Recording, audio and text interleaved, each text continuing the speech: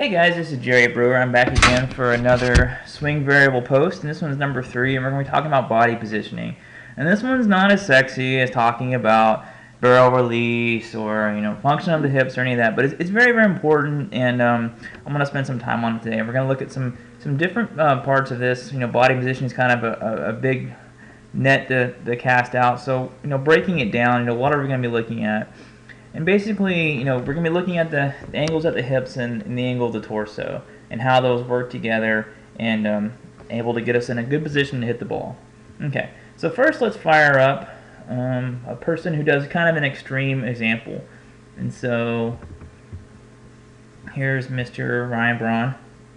And this is a home run against Jake Arrieta, one of the few ever this season. And so as we play this, what we can see here is as he's coming down, Ryan Braun is pretty tall. He doesn't have a lot of bend over his, his head is pretty much over his feet. Not a lot of hip flexion. Hip flexion is basically as your butt sticks out.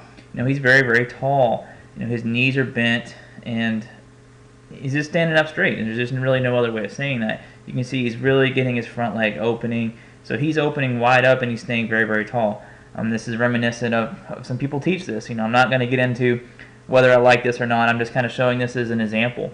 And what you can see here is, if we were to draw a line straight out from his shoulders, where his body is, this line is pretty high. That's a high pitch.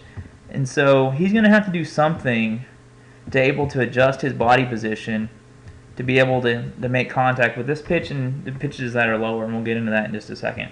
So let's see what happens is as he comes into this pitch. Again, he's staying very, very tall. Watching his head and his torso. Has very little hip flexion or hip hinge. And then as he comes down to make contact with this ball, you're going to see very, very late, there is his head going down. And he's going to get into a very side bent position. You can just kind of follow the line of his buttons up on his jersey.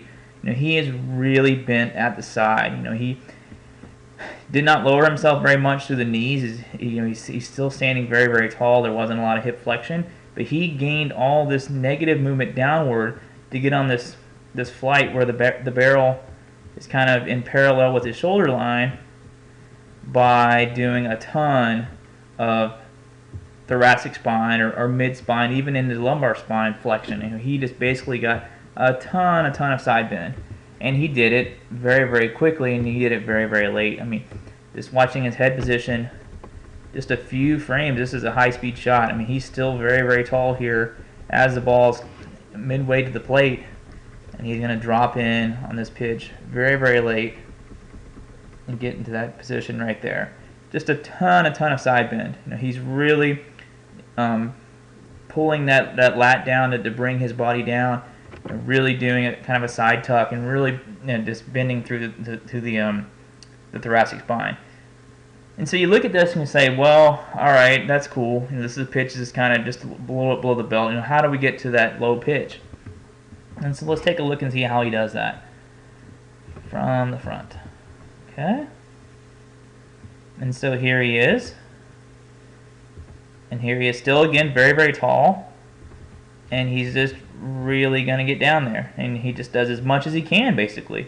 He's going to bend as much as he can through the side and just get his shoulder line nearly vertical. If we were to draw a line at his shoulder line, they are going this way. He is bending over as far as he can. Again, he didn't lower himself very much. He didn't sit very much into his hips or into his legs, and so he's got to get there any way he can. And so he's going to get this barrel matching, or even his shoulder line, really below his barrel. He's really got to get down there to get anything on this pitch. And looking at this from the side, you can really see this as well. Here he is, again, very, very tall.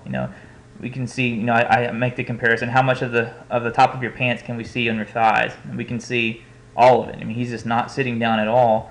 And as he comes down there goes the head getting down and over to really get it as connected, if you will, as much as possible, just to get down there and make good contact with this pitch. Okay, so that's Ryan Braun. A lot of side bend, a lot of movement through his thoracic spine. So what some other guys do? You know, let's look at, say, a Robinson Cano. So here's Robinson Cano. He's going to come down.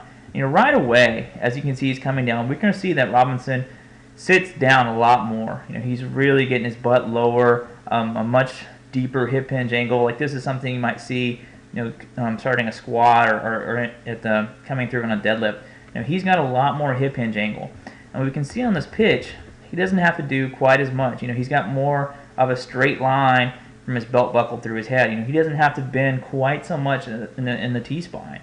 You know, you can see even his hips aren't as level as Braun's are, and he's in a less exaggerated position here.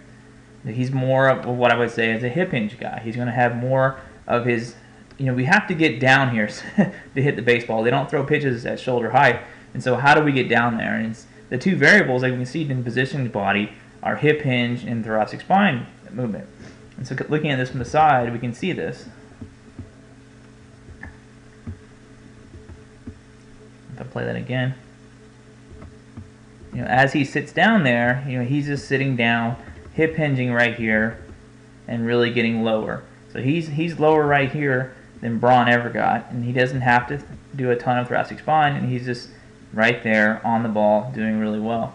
Another example of this would be like a Michael Brantley. We can see him on an outside pitch. You know, as he's coming down, he's gonna really sit down. So you can see he's really sticking his butt out here, and that's going to automatically kind of get his head towards the plate and get him in position to hit the ball. You know, he is not a guy who's going to stand tall, open up tall, and just try to bend through the T-spine and the lumbar spine. He's going to hip hinge, lower himself, get down there, and be able to put a good swing on the ball. You can see the same thing with Cano. You know, not a lot of bend. You can pretty much draw. Too bad the pitcher's foot's right in the way. Stupid A's can't do anything this year correctly. You know, through his belt buckle, through his head. I mean, it's a pretty straight line. He's not requiring as much of his T-spine to really get to that pitch. All right. So those are the two variables, and like I said, you're going to see tons of guys who do these all over the place. You know, I've shown this clip kind of ad nauseum of Bryce Harper. You know, he's a big hip hinge guy. He, you know, sits down as much as anybody in the game. Like I said, how much can you see the top of the thighs? You know, very, very little. He's really sitting down there. So he's not going to have to move through his T-spine very much. You know, contrast that with like Evan Longoria, who's very, very tall.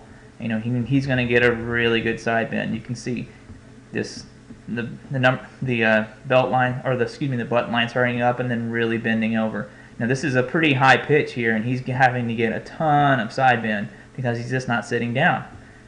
And so, and who else want to look at? You know, and Andrew McCutchen. And he's going to get into a pretty good hip hinge position. You know, he's sitting down. He's not an extremely tall guy, so he doesn't have to do as much, but he's going to sit down into a good position. So you're going to see, you know, guys. Like I said, it's a variable. They're going to do varying degrees of this. You know, I'm not for an extreme amount of either one. I don't want you to be super straight tall. Like I said, I think Braun would be on the high end of this. I wouldn't want somebody to be that tall. You know, I wouldn't want you to get a whole lot lower than Bryce Harper, because then that's just, we're really sitting down. You know, I want to see some of your top of the thighs, but you know, this is a very powerful move, but you have to be able to move through it. All right, so that kind of brings me to the conclusion of this. So when we're looking at body position, you know, really the fundamental background for all this is mobility and stability. How can you move through these positions? And that's really important. You know, we're talking about ability to have mobile hips and also stable hips, and also the same thing with the T-spine.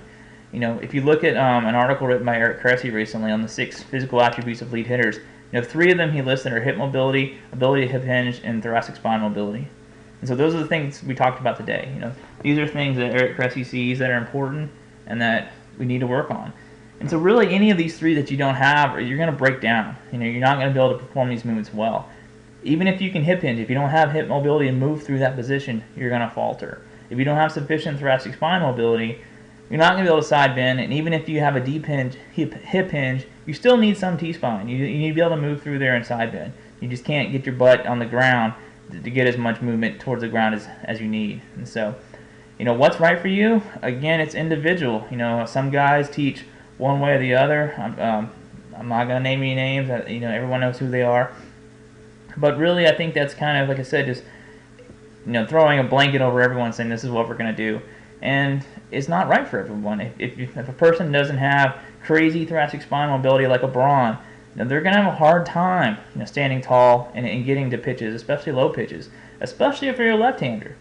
If you think, you can track this pretty easily on heat maps. Left-handers see a far more majority of pitches down and away. They need to be able to hit those pitches. They're just going to be easy outs. And so, especially for left-handers, I'm not a big fan of just being super tall and having to move a ton through the T-spot. I want you to sit down and be able to hit the low outside pitch. So, like I said, just what's right for you, whatever works. But that doesn't mean you don't have to work on these things. And like I said, my fun expression, don't ask your swing to write a check that your movement can't cash. We need to be able to move through the hips, and we need to be able to move through the T-spine, and we need to be able to stabilize those movements as we move through them. Alright guys, so threw a bunch of stuff at you in terms of how the body positions when we hit, and so work on these things and get it right.